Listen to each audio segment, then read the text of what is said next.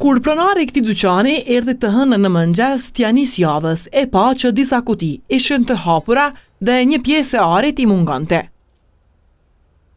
Më pas, e lajmëroi policinë, e cila erdhi e ja vendosi shiritat vendit të dyshuar për grabitje gjatë natës në rrugën Agim Ramadani në kryeqytet. Më pas, ekipet e forenzikës hynë dhe shikuan vendin.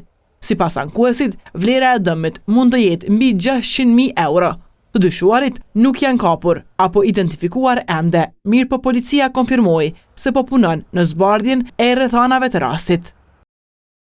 Sot rreth orës 10 kemi pranuar informatën për një rast vjedhje e rëndë që ka ndodhur në një lokal në rrugën Agim Ramadani në Prishtinë. Zyrtarët nga njësitë e hetimeve të përgjithshme, në koordinim të plotë me prokurorin, janë duke punuar për zbardhjen e rastit si dhe identifikimin e personave të dyshuar. Pas një kohe, policia i hoqi shiritat dhe kjo pjesë e rrugës u lirua për qarkullim.